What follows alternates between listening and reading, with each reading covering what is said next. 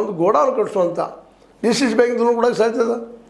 ಅದೇ ಕಾಲ ಕೇಂದ್ರದ ಒತ್ತಡ ತಂದ ಮತ್ತೆ ಮಾಡಿ ಲೋನ್ ಕೊಡುವಂಥ ಸಾಧ್ಯತೆ ಇದೆ. ಪ್ರತಿಯೊಂದು ಹಳ್ಳಿಗಪ್ಪ ಒಂದು ಗೋಡೌನ್ ಮಾಡಿ ಅಲ್ಲಿ ಯಾವ ಬೆಳೆ ಬೆಳೀತಾರೆ ಅವು ಸಂಗ್ರಹ ಮಾಡಿ ಇಟ್ಕೊಳ್ಳೋದಕ್ಕೆ ಒಂದು ವ್ಯವಸ್ಥೆ ಮಾಡಿದ್ದಾರೆ. ಯಾಕೆ ರೈತರ ಮನೆ ನಿಮ್ಗೆ ಗೊತ್ತದ, ಪ್ರತಿಯೊಬ್ಬ ರೈತ ಇವತ್ತು ಬಡತನದ ರೇಖೆ ಕೆಳಗೆ ಇದ್ದಾರೆ, ಹೆಚ್ಚು ಕಡಿಮೆ ಎಲ್ಲೋ ಒಂದಿಬ್ಬರು ಇರ್ಬೋದು.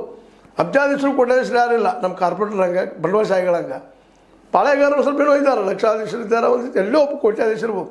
ಅದು ಎಲ್ಲ ರೈತರು ಇವತ್ತು ಸಾಲ ಮಾಡಿರ್ತಾರೆ, ಪ್ರತಿ ವರ್ಷ ಬಡ್ಡಿ ಇಟ್ಟು ತುಂಬ್ತಾರೆ. ಯಾಕೆ ಅಂದ್ರೆ ಅವ್ರು ಬೆಳೆದ ಬೆಳೆಗೆ ಬೆಲೆ ಇಲ್ಲ, ಅದಕ್ಕಾಗಿ ಈ ರೀತಿ ಪರಿಸ್ಥಿತಿ. ಅದಕ್ಕೆ ಕಡೆ ಹೆಸರಿ ಅವರು ಈ ಜೊಲ್ಲೆ ಗ್ರೂಪ್ ಆಫ್ ಅವ್ರಿಗೆ ಆಗಿರ್ಬೋದು, DCC ಬ್ಯಾಂಕ್ ಚೇರ್ಮನ್ ಅಂತ ಸಾಹೇಬ್ ಜೊಲ್ಲೆ ಅವ್ರಿಗೆ ಆಗಿರ್ಬೋದು, ಇವರೆಲ್ಲರೂ ಚರ್ಚೆ ಮಾಡಿಕೊಂಡು ಈ ಮಾರ್ಕೆಟ್ ಮಾಡೋದು, ರೈತರಿಗೆ ಮಾರ್ಕೆಟ್ ಮಾಡೋದಕ್ಕಾಗಿ ಏನು ಮಾಡ್ಬೋದು ಅನ್ನೋದ್ರ ಬಗ್ಗೆ ಯಾಕೆ ಚರ್ಚೆ ಇಟ್ಕೋಬಾರದು ಅಂತ ನಮ್ಮ ಅಭಿಪ್ರಾಯದಲ್ಲಿ ಪ್ರತಿ ಹಳ್ಳಿ ಅದು ಹೋಬಳಿಗೂ ಒಂದು ಗೋಡಾವನ ಸುತ್ತಮುತ್ತ ಬೆಳೆಯೆಲ್ಲ ಸ್ಟಾಕ್ ಆಗುವಂಥದ್ದು, ಅಲ್ಲಿಗೆ ಬಂದ ಕೊಂಡ್ಕೊಂಡು ಹೋಗುವಂಥ ಒಂದು ವ್ಯವಸ್ಥೆ ಆಯ್ತಂದ್ರೆ ರೈತನಿಗೆ ಏನು ರೇಟ್ ಫಿಕ್ಸ್ ಮಾಡ್ತಾನೆ ಅದ್ರ ಮೇಲೆ ಅವ್ರು ತೊಗೋತಾ ಹೋಗ್ತಾರೆ.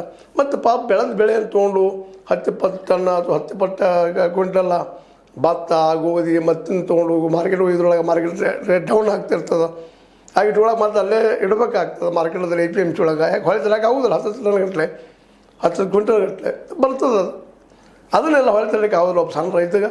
ಅದಕ್ಕೆ ಪ್ರತಿಯೊಂದು ಹಳ್ಳಿಯಾಗ ಅಲ್ಲೇ ನೀವು ಮಾರ್ಕೆಟ್ ಮಾಡಿದ್ರೆ ಮತ್ತು ಪ್ರತಿ ಭೂಮಿಗೇನು ನೀರಾವರಿ ವ್ಯವಸ್ಥೆ ಮಾಡಿದರೆ ಈ ರೈತ ಒಂದು ಪರಿಹಾರ ಸಿಗಲಿಕ್ಕಿಲ್ವಾ ಏನು ಅನ್ನಿಸ್ತದೆ.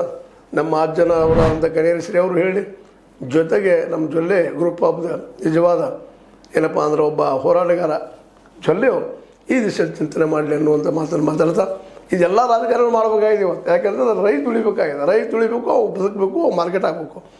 ಈ ದಿಶೆಯಲ್ಲೇ ಈ ಕಾರ್ಯಕ್ರಮ ಆಯ್ತಪ್ಪ ಅಂದ್ರೆ ಇನ್ನೂ ಹೆಚ್ಚಿಗೆ ಬೆಲೆ ಬರ್ತದೆ. ಏನೋ ಇರಲಿ ಕೃಷಿ ಉತ್ಸವ ಮಾಡ್ತಾ ಇದ್ದಾರೆ ನಮ್ಮ ಜೊಲ್ಲೆ ಗ್ರೂಪ್ದವರು, ಜೊತೆಗೆ ನಮ್ಮ ಕನೇರಿ ಅವರಲ್ಲಿ ಬರ್ತಾ ಇದ್ದಾರೆ. ಇಲ್ಲೇ ಸಾವಯವ ಬೆಳೆ ಬೆಳೆಯುವಂಥದ್ದು ಅದಂತೂ ಈಗ ಜನಕ್ಕೆಲ್ಲ ಗೊತ್ತಾಗ್ತಾ ಇದೆ.